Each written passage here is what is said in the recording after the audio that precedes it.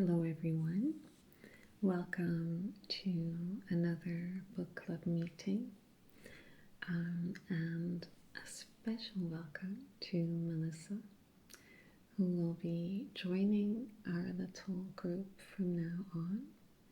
So let's make her feel welcome.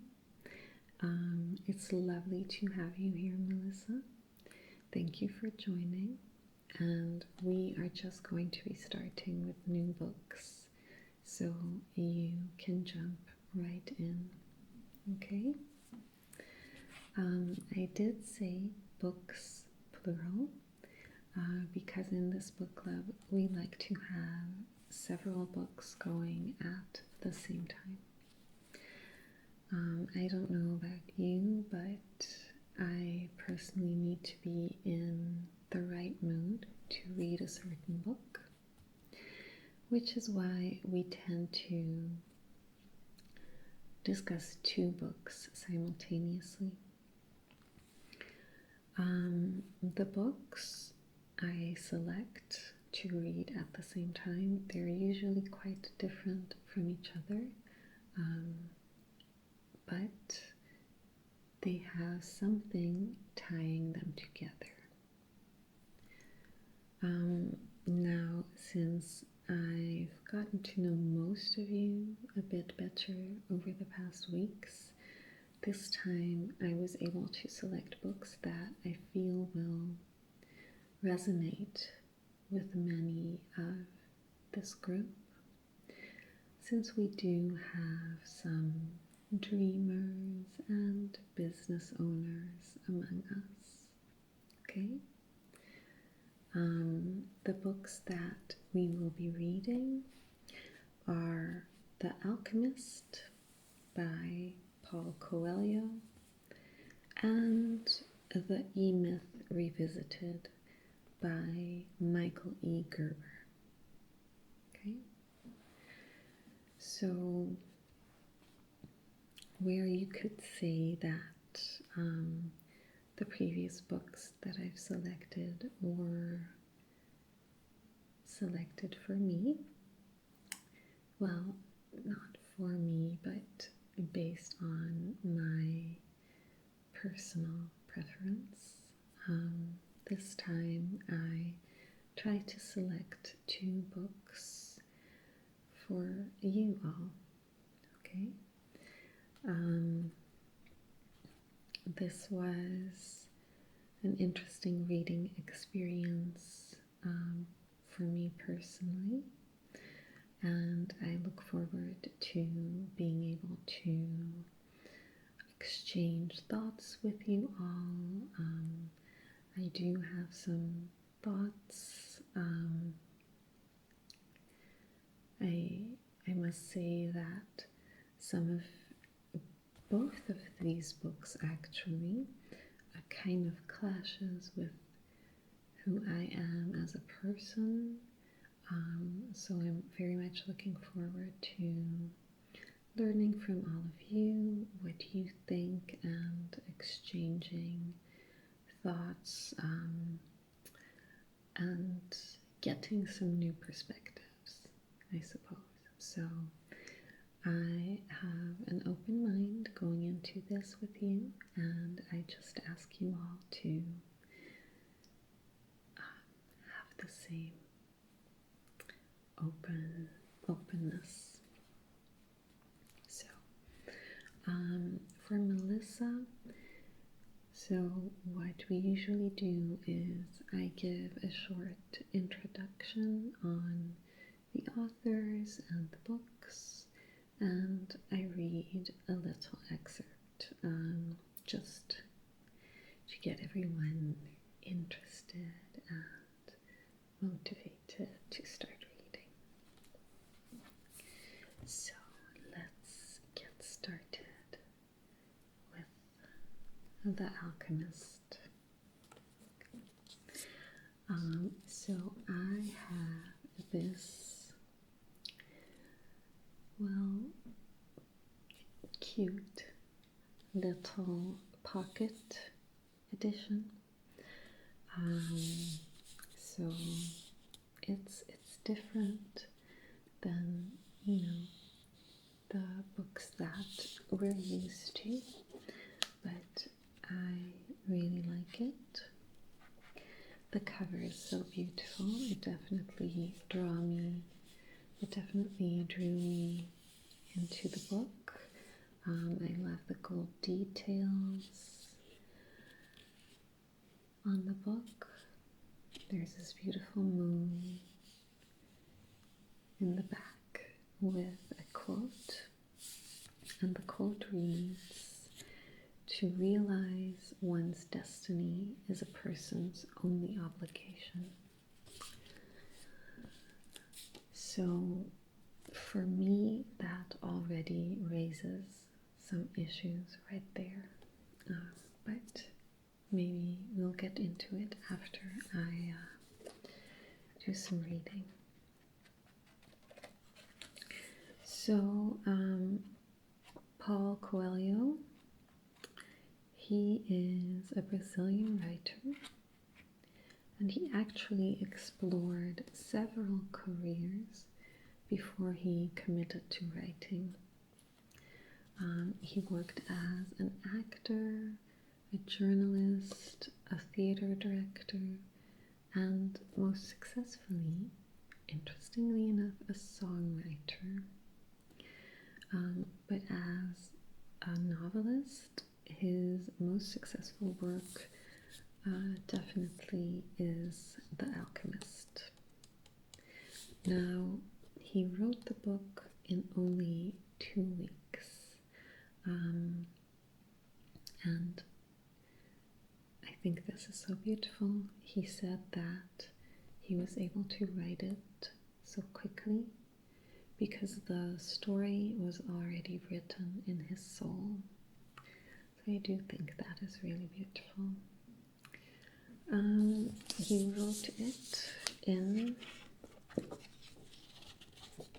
I think, 1867.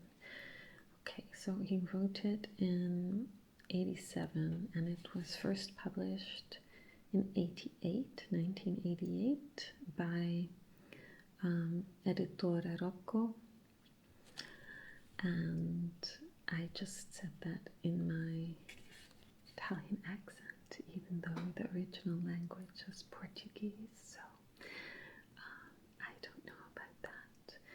But, well, so this was a small publishing house that first published it, and I believe they only printed like 1,000 copies, and it sold well enough, but it wasn't picked up for reprinting. But then later on, it was picked up by a bigger publishing house, HarperCollins, I believe. Yes. Yeah. And that's the moment that it became the international bestseller it is today.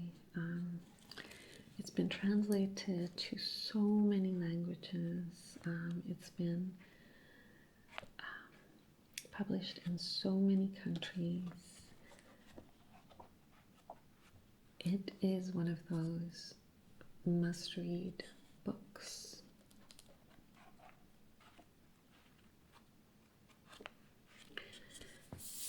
So, about the book itself. The book's main theme is about finding one's destiny. So that was something we could gather from the quote in the back. And it follows the journey of a young shepherd boy called Santiago, and he has this recurring dream that he should seek a treasure at the foot of the Egyptian pyramids.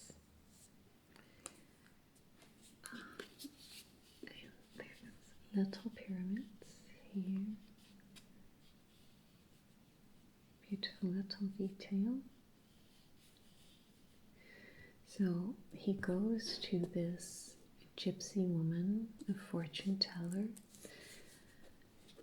with this issue of the recurring dream, and the woman actually tells him that his dream is prophetic and that he must go on this quest to Egypt. And so the book takes us on this young shepherd's journey to this treasure. So quite early on into the journey, we are introduced to the concept of personal legend. And your personal legend is that which you have always wanted.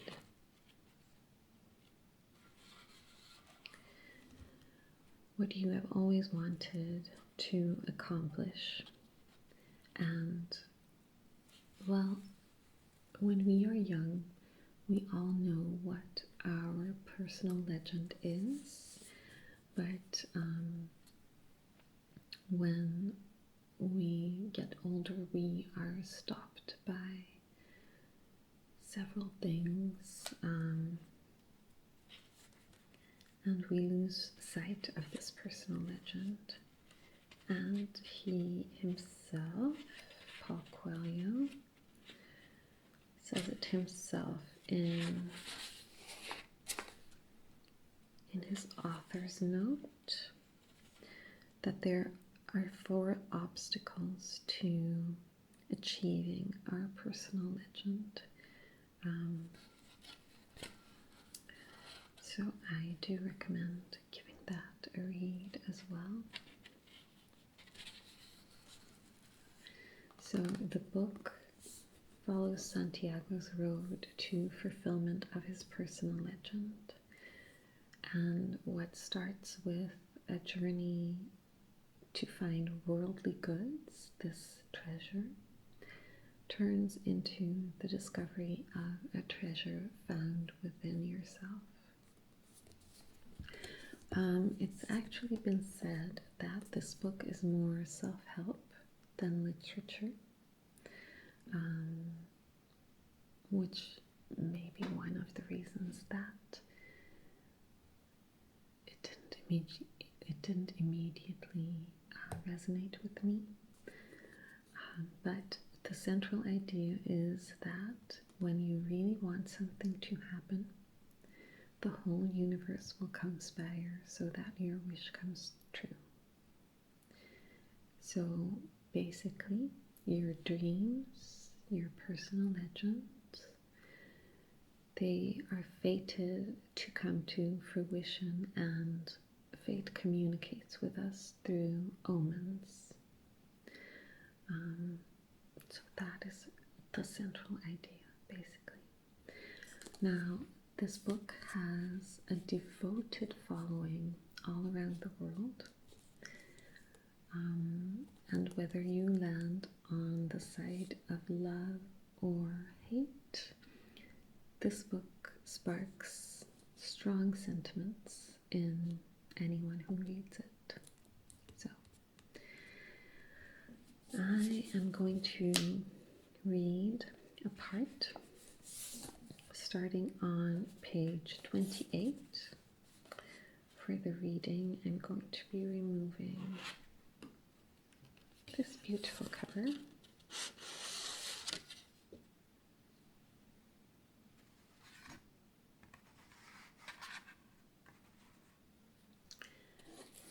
it's just this black little book underneath.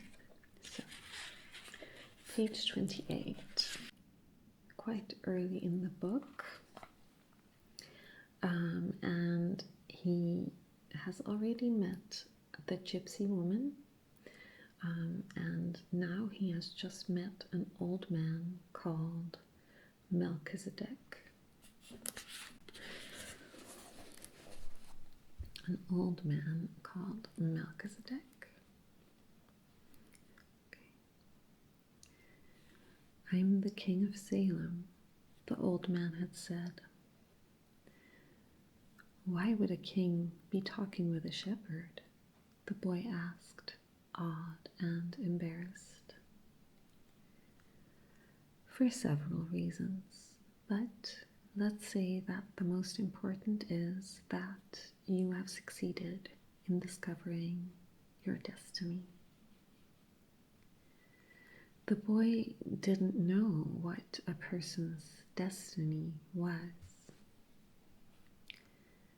It's what you have always wanted to accomplish. Everyone, when they are young, knows what their destiny is. At that point in their lives, everything is clear and is possible. Everyone, they are not afraid to dream and to yearn for everything they would like to see happen to them in their lives. But as time passes, a mysterious force begins to convince them that it will be impossible for them to realize their destiny. None of what the old man was saying made much sense to the boy, but he wanted to know what the mysterious force was. The merchant's daughter would be impressed when he told her about that.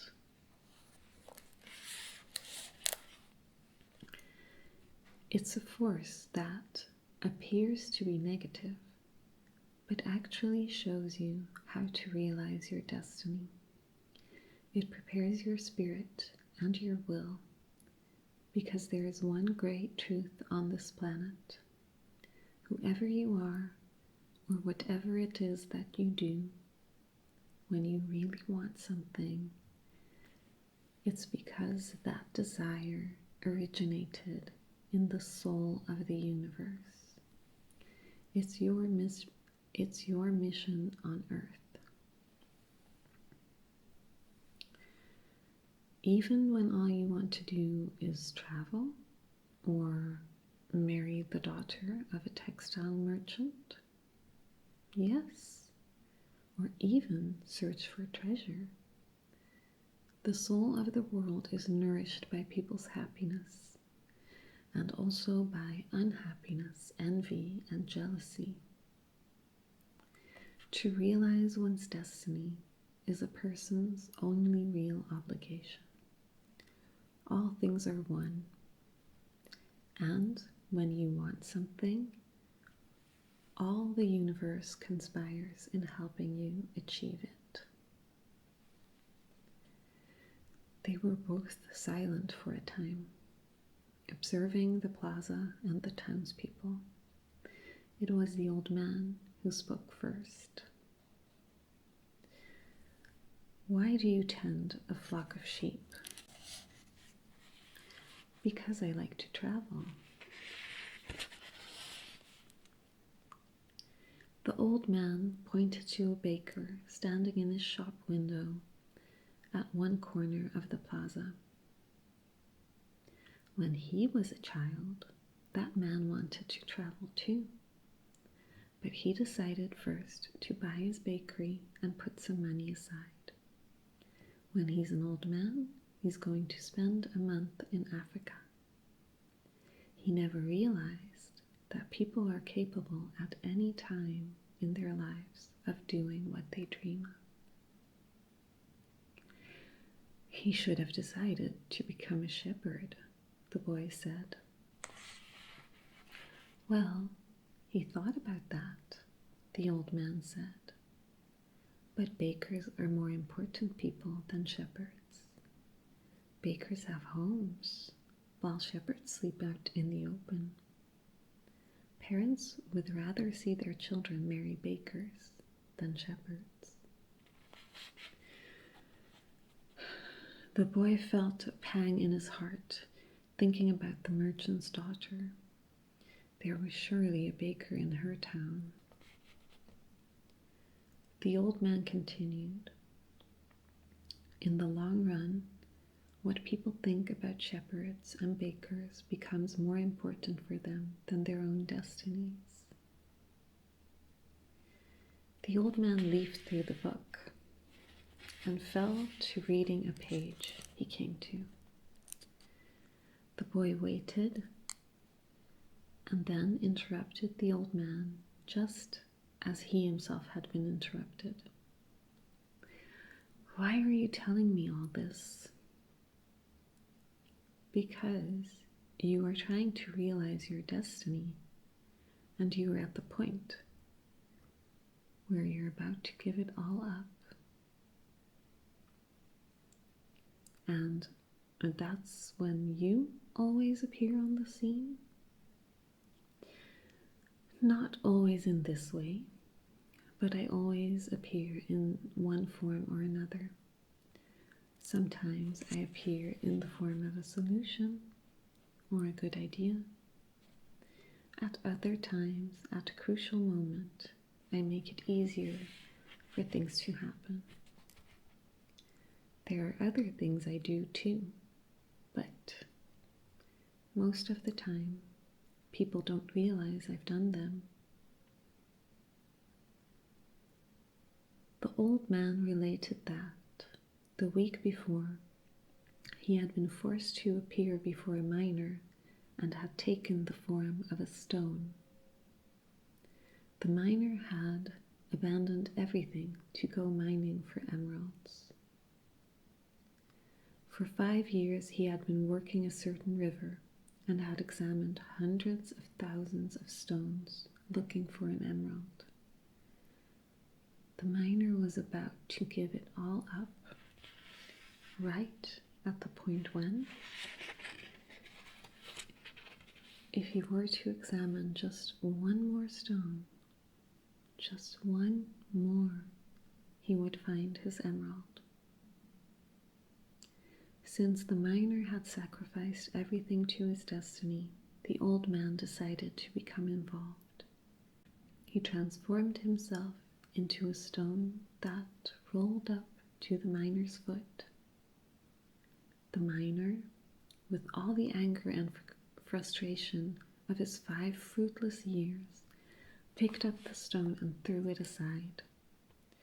But he had thrown it with such force that it broke the stone it fell upon, and there, embedded in the broken stone, was the most beautiful emerald in the world. People learn early in their lives what is their reason for being, said the old man with a certain bitterness. Maybe that's why they give up on it so early too. But that's the way it is. The boy reminded the old man that he had said something about hidden treasure.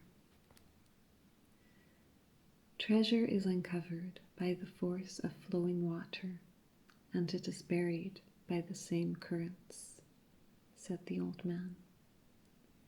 If you want to learn about your own treasure, you will have to give me 1/10 of your flock. What about 1/10 of my treasure? The old man looked disappointed. If you start out by promising what you don't even have yet, you'll lose your desire to work toward getting it. The boy told him that he had already promised to give 1/10 of his treasure to the gypsy.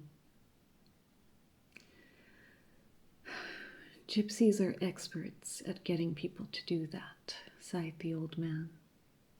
In any case, it's good that you've learned that everything in life has its price. This is what the warriors of the light try to teach. The old man returned the book to the boy. Tomorrow, at this same time, bring me 1/10 of your flock, and I will tell you how to find the hidden treasure. Good afternoon. And he vanished around the corner of the plaza.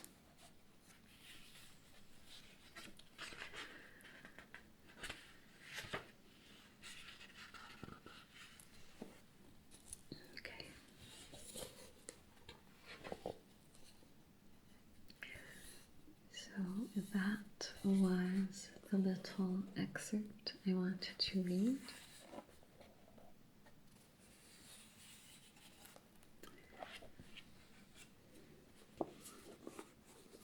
Okay, so do we have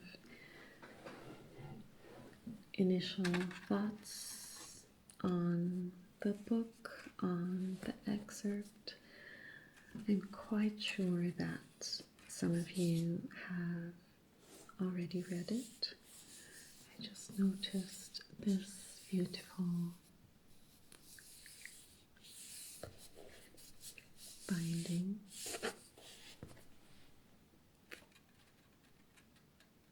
I think I would prefer to store it in my closet like this instead of with the cover on. Okay, so I was just saying that I'm sure that some of you will have already read it. If you haven't, maybe you do have some thoughts on the story and what I just read.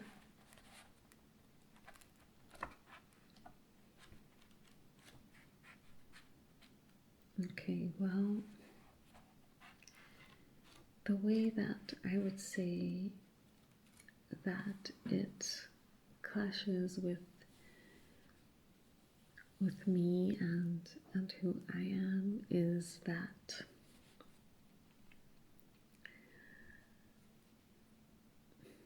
responsibility and conscientiousness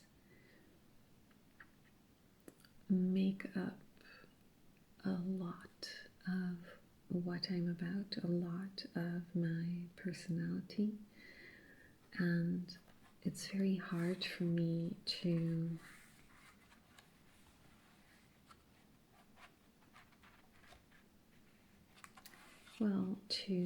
accept, for example, something like the quote on the back of the book said that to realize one's destiny is a person's only obligation. And I don't know. I feel like the book encourages people to abandon their obligations, their responsibilities, their life, their love, to go in search of their personal legend, their destiny. And I don't know. I guess it's just something that I would never do. And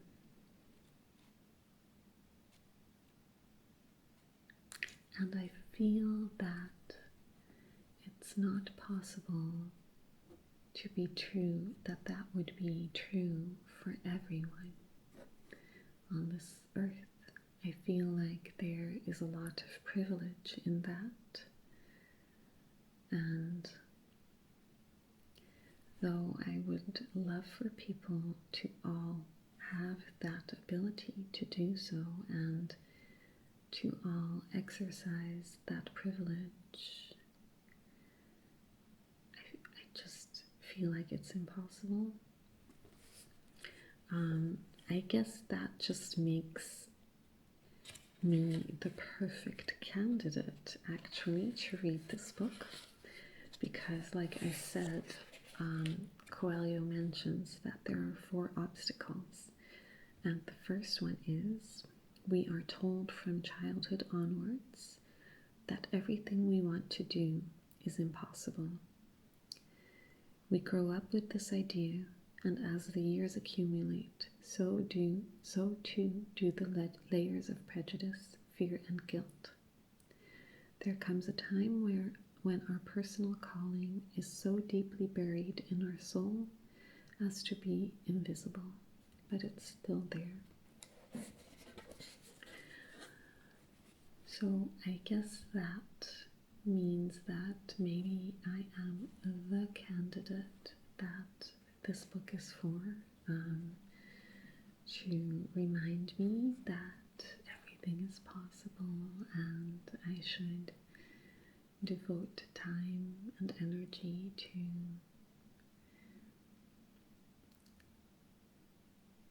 rediscovering my personal legend and pursuing it.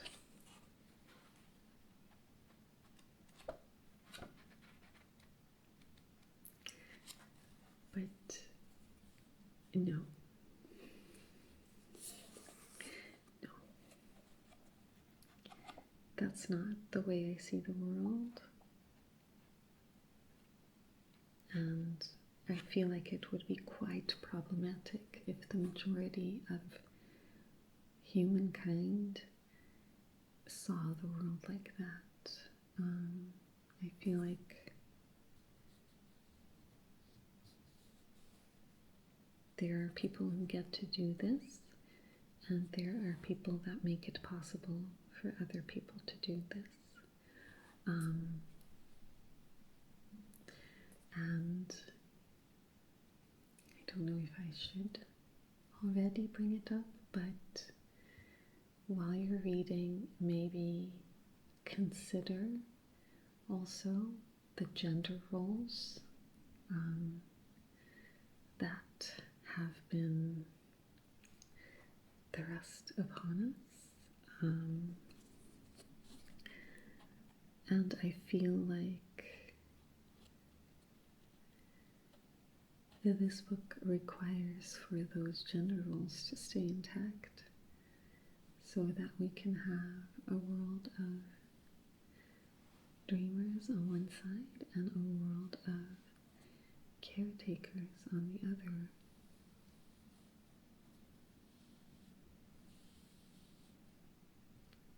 I don't know.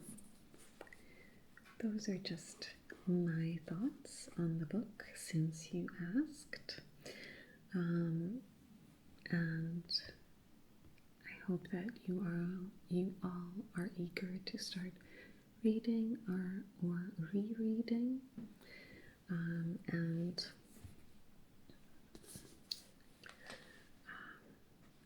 I look forward to our next session. Okay. Now let's move on to our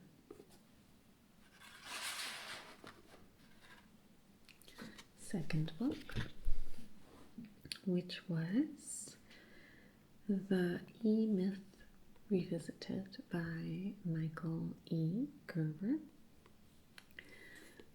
So Michael Gerber is a bit of a mystery. I couldn't find that much information about him at all. Now, he did write his own introduction, and there's a little bit and foreword and introduction, and there's a little bit of information about his life and situation in there. But mainly the man is a mystery. So he is not just an author, he also founded a business skills training company. And he's actually been named the world's #1 small business guru. So it says so on the book, and I was able to confirm this. So as such, his book is one of the most recommended books for people who want to start a business. At least it was for a very long time, because The E-myth was first published in 1986, and it became a New York Times bestseller for 20 years. In 1995, it was updated to become The E-myth Revisited, which which is what we have here. So the book is about 4 profound ideas that can mean the difference between the success and the failure of a small business. And one idea is the E-myth, which stands for the entrepreneur myth. And this myth basically says that small businesses are supposedly started by entrepreneurs risking capital to make a profit. And Michael Gerber says that this is not true. This is a myth.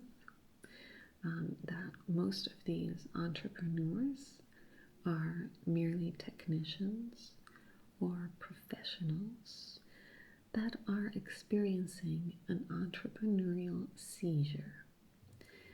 And this entrepreneurial seizure means that at one moment, suddenly, a technician or a professional suffering under the leadership of someone else decides that it would be a great idea to start their own business. But this moment, this seizure, does not suddenly make someone an entrepreneur.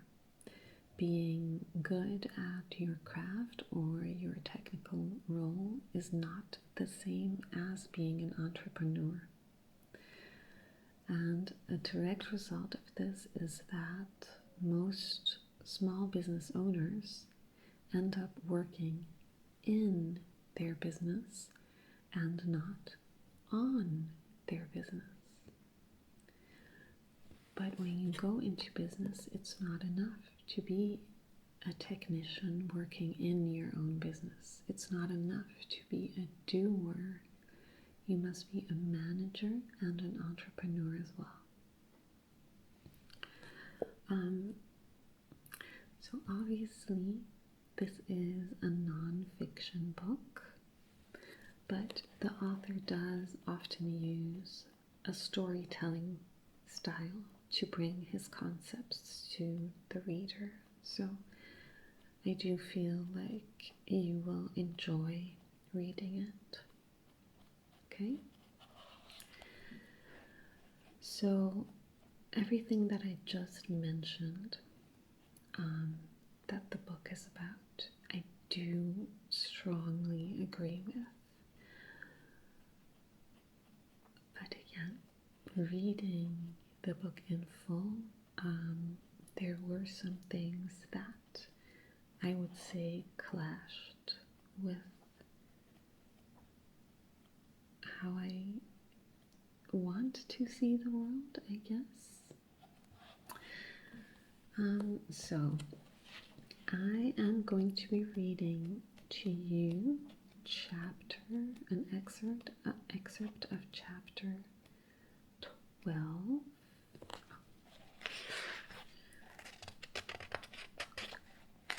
Starting on page 136, chapter 12, Your Primary Aim.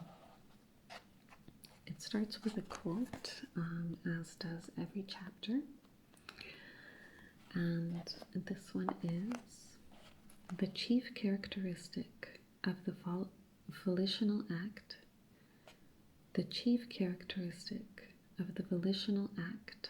is the existence of a purpose to be achieved, the clear vision of an aim. It's a quote by Robert Assagioli, The Act of Will. I doubt that by now you'd be surprised to find out that I don't believe your business to be the first order of business on our agenda. You are. Nor will you be surprised to hear that I don't believe your business is your life, though it does and can play a significantly important role in your life. But before you can determine what that role will be, you must ask yourself these questions. What do I value most? What kind of life do I want? What do I want my life to look like, to feel like? Who do I wish to be? Your primary aim is the answer to all these questions. Consider it from another perspective. I'd like you to imagine that you are about to attend one of the most important occasions of your life. It will be held in a room sufficiently large to seat all of your friends, your family, your business associates, and everyone to whom you are important and who is important to you. Can you see it? The walls are draped with deep golden tapestries. The lighting is subdued, soft, casting a warm glow on the faces of your expectant guests. Their chairs are handsomely upholstered in a golden fabric that matches the tapestries, and the golden carpeting is deeply piled. At the front of the room is a day, and on the day, a large, beautifully decorated table with candles burning at either end. On the table in the center is the object of everyone's attention, a large, shining, ornate box, and in the box is you, stiff as the proverbial board.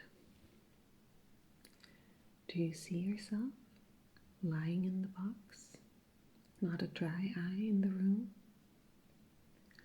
Now, listen. From the four corners of the room comes a tape recording of your voice. Can you hear it? You're addressing your guests. You're telling them the story of your life. How would you like that story to go? That's your primary aim. What you would like to be able to say about your life after it's too late to do anything about it, that's your primary aim. If you were to write a script for the tape to be played for the mourners at your funeral, how would you like it to read? That is your primary aim. And once you've created the script, all you need to do is make it come true. All you need to do is begin living your life as if it were important. All you need to do is take your life seriously, to create it intentionally, to actively make your life into the life you wish it to be. Simple? Yes. Easy? No. But absolutely essential if your business is to have any meaning beyond work. Because if your business is going to become an integral part of that tape, if your business is going to make a major contribution to the realization of your dream, if your business is going to become a significant component of your primary aim, you have to let your business know what that aim is. And how can you expect to do that if you don't know what it is? Do you see why your primary aim is so important to the success of your business? With no clear picture of how you wish your life to be, how on earth can you begin to live it? How would you know what first step to take? How would you measure your progress? How would you know where you were? How would you know how far you had gone? And how would you know how much farther you had yet to go? Without your primary aim, you wouldn't. Indeed, you couldn't. It would be virtually impossible. As with mature companies, I believe great people to be those who know how they got where they are and what they need to do to get where they're going. Great people have a vision of their lives that they practice emulating each and every day. They go to work on their lives, not just in their lives. Their lives are spent living out the vision they have of their future in the present. They compare what they've done with what they intended to do. And where there is a disparity between the two, they don't wait very long to make up the difference. They go to work on their lives, not just in their lives. And I believe it's true that the difference between great people and everyone else is that great people create their lives actively, while everyone else is created by their lives, passively waiting to see where life takes them next. The difference between the two is the difference between living fully and just existing. The difference between the two is living intentionally and living by accident. Let me repeat once more that great quote by Don Juan in Carlos Castaneda's A Separate Reality. The difference between a warrior and an ordinary man is that the warrior sees everything as a challenge, while an ordinary man sees everything as either a blessing or a curse.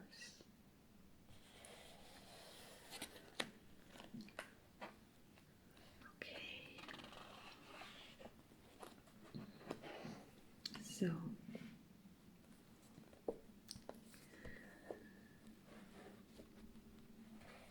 I think it is quite clear what the link between the two books is. On one hand, we have our personal legend. On the other hand, we have our personal aim. And in both books, we are encouraged to make it a reality. Where in Paul Coelho's book, we are sort of reassured that if we are aware of our personal legend and we allow the universe to communicate with us, we see the omens, we take heed of the signs, then destiny will come true. We will reach our destiny and we will achieve our personal legend. Michael E. Gerber more sits on the side of you have to build a bridge to your destiny. You have to work on your life to achieve your personal aim and to make your goals come true. What I read,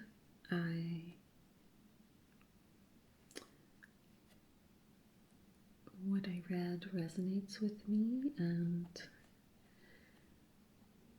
also, I suppose, motivates me to keep reading and to discover more tips and tricks and information and images to become an entrepreneur. Like, not even just in a business sense, but in the human sense. Work on your life, as he said. So that really, I think that's really very interesting, and I think when you hear that, when you listen to it, you all get images of who he's talking about, like who in your life is living fully and who is just existing, who is living intentionally, who is living by accident. Those really are two groups in life. And I suppose what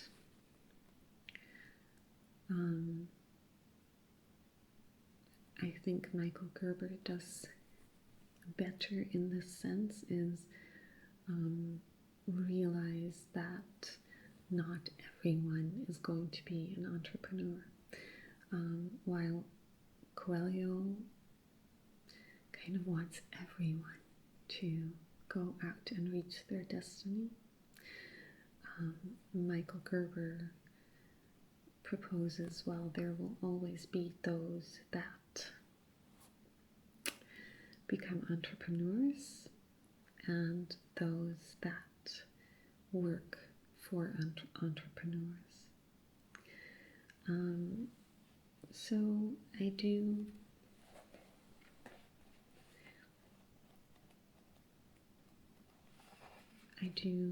find myself more in this book, but there are definitely some things that feel off to me. But to go in on that, you would need to know more about the book. You would need to have read it, and unlike The Alchemist, I do assume that no one has read it yet. So I won't go into detail about that, but there is this whole thing about franchising that I feel might not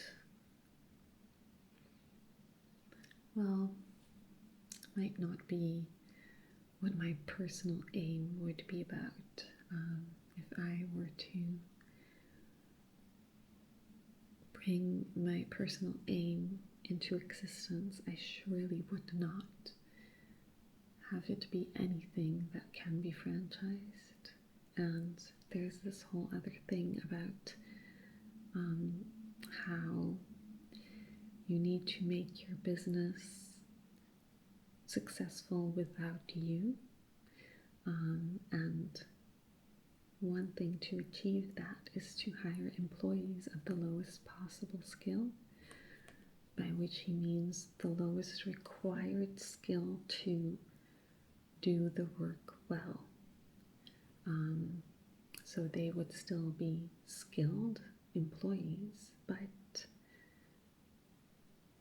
the lowest possible ones. And that whole idea is something that I struggle with. On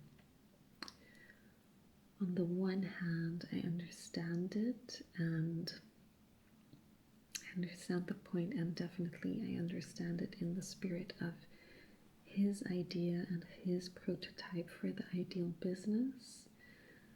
But again, where I would be coming from with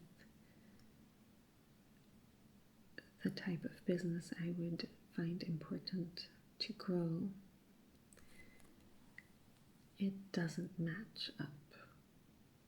But I would never see myself working in a for-profit situation anyway. If I was to start a business for myself and become an entrepreneur, I couldn't imagine it being in that area. So, but we're going to wait with that. Wait till you've read it, and wait until you can all discuss with me and, well, know what I'm talking about, I suppose. Okay, so as usual, when we start a new book, I am talking the whole time. I'm so sorry about that. But I hope you still enjoyed this session. I hope that you feel motivated to get stuck into these two books. And I will see you very soon.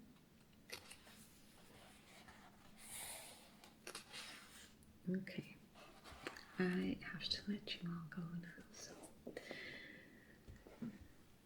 thanks for listening to me, and I'll see you soon, okay?